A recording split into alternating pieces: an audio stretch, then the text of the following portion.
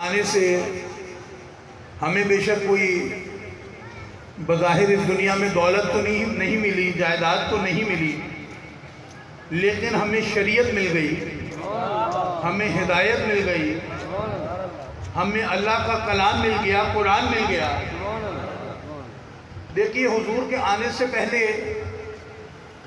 ہمارا کیا حال تھا، کیا حشر تھا۔ شرک میں مبتلا تھے، بیٹیوں کو زندہ دفنا دیا کرتے تھے، قتل و غارت گری عام تھی، یہ سلسلہ نسل در نسل چلا کرتا تھا۔ ذرا تصور تو کیجئے کہ عربوں کے پاس اللہ کا گھر تھا، خانہ کعبہ تھا ان کے پاس، وحدت قضا تھا ان کے پاس، لیکن اس میں بت سجائے بیٹھے تھے، اللہ کے گھر کو شرک کا اڈا بنایا ہوا تھا۔ تو سوچئے اگر حضور نہ آتے، اگر حضور کے وسیلے سے ہمیں یہ قرآن نہ ملتا، ہمیں یہ شریعت نہ ملتی، ہمیں یہ دین اسلام نہ ملتا، تو ہمارا کیا حال ہوتا، ہمارا کیسا حشر ہوتا، ہمیں کیسے بدترین عذاب میں مبتلا کیا جاتا۔ تو حضور کی آمد سے، حضور کے وسیلے سے اللہ کی یہ جو نعمتیں رحمتیں ہمیں ملی ہیں، ان پر خوشی مناتے ہیں اور ان پر اظہار تشکر کرتے ہیں۔ اب مجھے یہ بتائیے کہ اظہار تشکر کس کو کرنا چاہیے، خوشی کس کو منانی چاہیے؟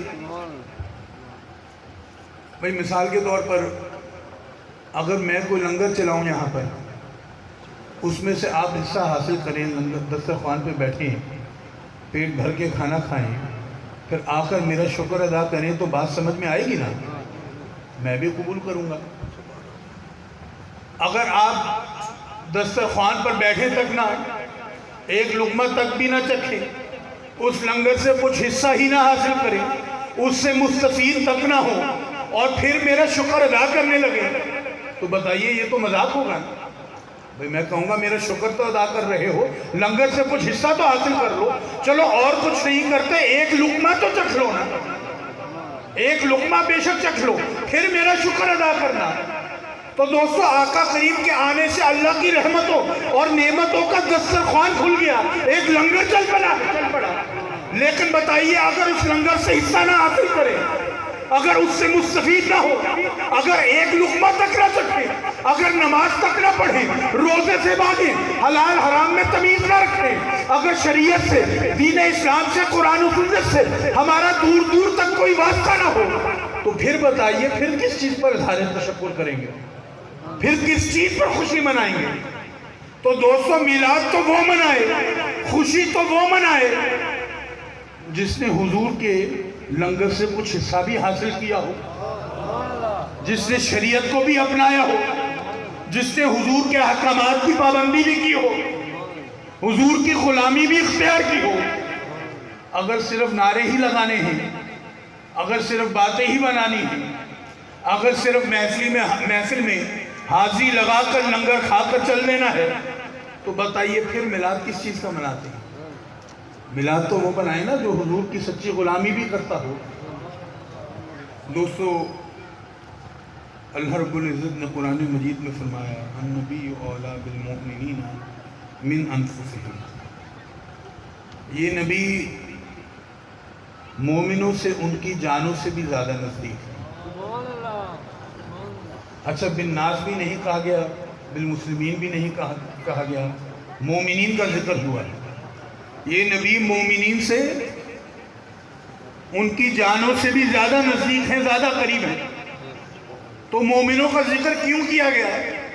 وہ اس لیے کہ مومن تو کہتے ہی اس کو ہیں جو ہر چیز سے، ہر شخص سے بڑھ کر حضور سے محبت کرتا ہے۔ یہ تو متفق علیہ حدیث ہے نا، حضور نے فرمایا کہ کوئی مومن نہیں ہو سکتے جب تک اپنے باپ سے، اپنی اولاد سے اور دنیا کے ہر شخص سے بڑھ کر مجھ سے محبت نہ کرنا۔ اسی طرح دیکھیے اللہ رب العزت نے قرآن مجید نے کیا فرمایا کہ اے حبیب کہہ دیجئے، فرما دیجئے کہ اگر تمہارے باپ، تمہارا بیٹا، تمہاری بیویاں، تمہارے بھائی، تمہارے دیگر رشتہ دار، یہ اموال جو تم جمع کرتے ہو، یہ تجارت جس کے نقصان سے تم ڈرتے ہو، یہ تمہارے مکان، یہ کوٹھیاں جن پر فخر کرتے ہو، خوش ہوتے ہو، اگر یہ تمہیں اللہ اور اس کے رسول اور اس کی راہ میں جہاد سے زیادہ محبوب ہے تو انتظار کرو یہاں تک کہ اللہ اپنا حکم لے آئے۔ تو پتہ یہ چلا کہ مومن ہونے کے لیے نہ صرف کہ یہ شرط ہے کہ حضور سے محبت کی جائے، اور محبت بھی کیسی محبت کی جائے، ایسی محبت کہ ہر ایک سے بڑھ کر اللہ ان سے محبت کی جائے، ایسی محبت۔ اور نہ صرف یہ کہ ایمان کے کامل ہونے کے لیے یہ لازم ہے، بلکہ اگر ایسی محبت نہیں کی جائے گی تو پھر کیا ہوگا؟ پھر اللہ کے غضب کا شکار بھی بن سکتا ہے۔ اب جانوں سے زیادہ نزدیک ہونے سے کیا مراد ہے؟ دیکھیے ایک بات تو یہاں پر یہ سمجھ لیتے ہیں کہ جو ہم سے جتنا قریب ہوتا ہے اس کا ہمارے اوپر اتنا ہی حق ہوتا ہے۔ بھائی اگر رشتوں کی بات کریں تو ہم سے سب سے قریبی رشتہ ہمارے ماں باپ کا ہے، تو سب سے زیادہ ہمارے ماں باپ کا ہم پر حق ہے۔ پھر ہماری بیویاں ہیں، ہماری اولاد ہیں، ان کا حق ہے، پھر بہن بھائیوں کا حق ہے، پھر دیگر رشتہ داروں کا حق ہے۔ اسی طرح اگر ہمسایوں کو دیکھیں تو جو سب سے نزدیک ہیں، قریب ہیں، یعنی ہماری دیوار کے ساتھ جس کی دیوار لگتی ہے، پہلے اس کا حق ہے، اس کے بعد جو اگلا مکان ہے اس کا حق ہے۔ تو جو جتنا نزدیک ہوتا ہے، جتنا قریب ہوتا ہے، اس کا اتنا ہی حق ہوتا ہے۔ اور اس سب سے بڑھ کر ہمارے اوپر ہماری جان کا حق ہے۔ دیکھیے ہماری جان تو ہم سے سب سے زیادہ نزدیک ہے نا، جان بچانا تو ہمارے اوپر واجب ہے نا۔ جان بچانے کے لیے تو حرام بھی حلال ہو جاتا ہے۔ جیسے اگر فاقہ کشی کی ایسی صورت ہے کچھ کہ جان جانے کا خطرہ ہے، موت کا خطرہ ہے، تو ایسے میں وہ چیزیں جو ہمارے لیے حرام ہیں تو وہ بھی حلال ہو جاتی ہیں، وہ بھی صرف اس حد تک کہ جان بچانے کی خاطر ہے۔ تو کیوں؟ وہ اس لیے کہ جان بچانا ہمارے اوپر واجب ہے۔ اچھا اسی طرح اگر کوئی شخص وہ پستول نکالتا ہے، لوڈ کرتا ہے، آپ کی کن پٹی پہ رکھتا ہے اور آپ کو کہتا ہے کہ یہ کفریہ کلمات ادا کرو ورنہ تمہاری چھٹی کر دوں گا، اور آپ کو یقین بھی ہے کہ وہ گولی چلا بھی دے گا، تو علماء بتاتے ہیں کہ اگر صرف جان بچانے کی خاطر، یعنی دل میں ایمان سلامت ہو، صرف جان بچانے کی خاطر وہ کفریہ کلمات کہہ بھی دیتا ہے تو اللہ رب العزت کرم فرمائے گا، اس سے امید ہے کہ درگزر فرمائے گا اور ایمان سلامت رہے گا۔ وہ اس لیے کہ ہماری جان کا ہمارے اوپر حق ہے، جان بچانا واجب ہے ہمارے اوپر۔ تو اللہ رب العزت نے کیا فرمایا کہ یہ نبی مومنوں سے ان کی جانوں سے بھی زیادہ نزدیک ہے۔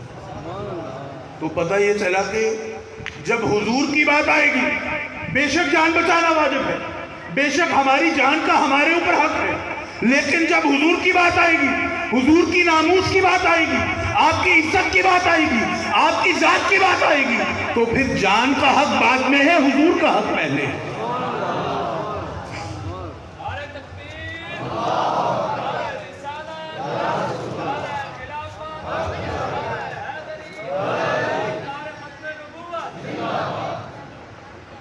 جیسے وہ صحابی رسول تھے غالباً حضرت خبیب رضی اللہ تعالیٰ عنہ، اگر مجھ سے یہاں پر کوئی غلطی ہوگی تو آپ اصلاح فرما دیں گے، کہ غزوہ بدر، اب ذرا یہ دیکھیے غزوہ بدر میں جس طرح کی شکست کا سامنا کرنا پڑا تو سارے مکہ کو، تو اس وقت کا ذرا ماحول یاد کیجئے کہ قتل کا، انتقام کا، خون ریزی کا سلسلہ یہ نسل در نسل چلا کرتا تھا۔ ایک قبیلے نے دوسرے قبیلے کا کوئی شخص مار دیا تو اس کا انتقام لینا، بدلہ لینا گویا وہ واجب سمجھتے تھے، اور یہ اس طرح یہ قتل کا سلسلہ چلتا رہا کرتا تھا، انتقام کا سلسلہ یہ نسل در نسل چلا کرتا تھا۔ اب ایسے میں بدر میں ایسی بدترین شکست کا سامنا کرنا پڑا، اب کسی سے انتقام تو لینا ہے، بدلہ تو لینا ہے، کیا کریں؟ تو حضرت خبیب ہتھے چڑھ جاتے ہیں، ان کو قید کر دیا جاتا ہے، پھر فیصلہ کیا جاتا ہے کہ ان کو ایسی سزا دینی چاہیے نا، اس انداز سے موت کی گھاٹ اتارنا چاہیے کہ عبرت کا نشان بنے، تو ان کی مثال قائم کرنی چاہیے، عبرت کا نشان بنانا چاہیے۔ تو فیصلہ کیا جاتا ہے بھائی انگلیاں کاٹی جائیں گی، ہاتھ کاٹے جائیں گے، ناک کاٹی جائے گی، کان کاٹے جائیں گے، آنکھ نکال دیں گے، زبان کاٹ دیں گے، اس طرح جسم کے ایک ایک اعضاء کو کاٹ کر موت کی گھاٹ اتاریں گے۔ تو ان کو پھر قید سے جب نکال کر میدان کی طرف لے کے جانے لگتے ہیں تو پوچھتے ہیں بتاؤ کوئی آخری خواہش ہو؟ تو انہوں نے کہا جی آخری خواہش ہے ایک بار غسل کر لوں اور نماز ادا کر لوں۔ کہا ٹھیک ہے یہ تو جائز ہے، یہ بات تو مان لینی چاہیے، ٹھیک ہے بھائی۔ آپ نماز پڑھنے لگتے ہیں، کفار مکہ کو کیا خیال آتا ہے آخری نماز ہے تو بڑی لمبی چوڑی پڑھیں گے، بڑے خشوع و خضوع سے پڑھیں گے اور رب کی بارگاہ میں اپنے رب سے گڑ گڑا کر اپنی زندگی کی بھیک مانگیں گے۔ زندگی کی اب ظاہر ہے کہ موت تو نظروں کے سامنے ہے، یہ آخری نماز ہے بڑی لمبی چوڑی پڑھیں گے، تو دیکھتے کیا ہے کہ انتہائی مختصر نماز پڑھ کے کھڑے ہو جاتے ہیں۔ وہ حیران ہوتے ہیں، ارے ہم تو سمجھتے تھے کہ تم بڑے خشوع کے ساتھ خضوع کے ساتھ لمبی نماز پڑھو گے، اپنے رب کے ساتھ بڑی لو لگا کے نماز پڑھو گے، بڑا ماتھا رگڑ کے سجدہ کرو گے، یہ اتنی مختصر نماز پڑھی۔ تو گویا انہوں نے کیا فرمایا؟ انہوں نے فرمایا کہ دل تو یہی چاہتا تھا کہ قیام میں ہوں تو ختم نہ ہو، سجدے میں ہوں تو سر نہ اٹھاؤں، لیکن پھر خیال یہ آیا کہ کہیں تم لوگ یہ نہ سمجھ لو کہ محمد کا غلام موت سے ڈر گیا ہے۔ دوستوں پھر سزا کا جب آغاز ہوتا ہے، آپ کے جسم کو کاٹا جا رہا ہے، انگلیاں کاٹی جا رہی ہیں، ہاتھ کاٹے جا رہے ہیں، پاؤں کاٹے جا رہے ہیں، تو جس حد تک صبر کر سکتے ہیں صبر کرتے ہیں۔ پھر کوئی آوازہ قصہ ہے کہ اب تمہیں خیال آتا ہوگا نا کہ تم جس نبی کی وجہ سے اس تکلیف میں ہو، اس آزمائش میں ہو، اب تم سوچتے ہو کہ کاش تمہارا نبی اس وقت تمہاری جگہ پہ ہوتا اور تم اپنے گھر والوں کے ساتھ آرام کر رہے ہوتے۔ تو انہوں نے کیا فرمایا؟ انہوں نے فرمایا کہ تم یہ کہتے ہو کہ میرے نبی میری جگہ ہوتے، میں یہ چاہوں گا، اور یہ کہ میں اپنے گھر والوں کے ساتھ آرام کر رہا ہوتا، تو میرے نبی اس وقت جہاں پر موجود ہیں ان کے پاؤں پہ ایک کانٹا چبھے مجھے یہ بھی گوارا نہیں ہے۔ یعنی کہ اگر میں اپنے گھر والوں تک پہنچ سکوں صرف اس کے بدلے کہ ان کے پاؤں میں ایک کانٹا چبھ جائے تو یہ بھی مجھے گوارا نہیں، یہ بھی مجھے قبول نہیں۔ دوستو جو مومن ہیں ان کی جانوں پر حضور کا زیادہ حق ہوتا ہے۔ اسی طرح دیکھیے قریب ہونے کا ایک اور مطلب یہ بھی ہے نا، جو جتنا قریب ہوتا ہے اس سے محبت بھی اتنی ہوتی ہے۔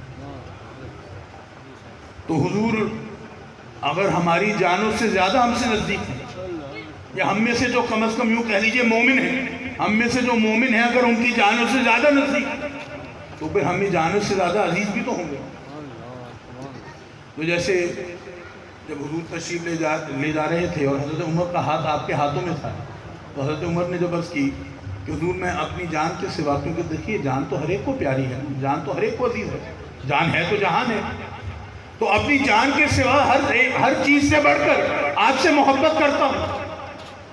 تو حضور نے فرمایا اے عمر، اس رب کی قسم جس کی قبضہ قدرت میں میری جان ہے، جب تک اپنی جان سے بڑھ کر مجھ سے محبت نہیں کر لیتے کامل مومن نہیں ہو سکتے۔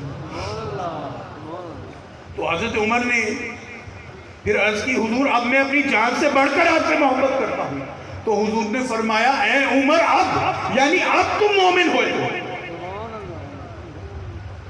تو مومن ہونے کے لیے لازم کیا ہوا کہ اپنی جان سے بھی بڑھ کر حضور سے محبت کرنی۔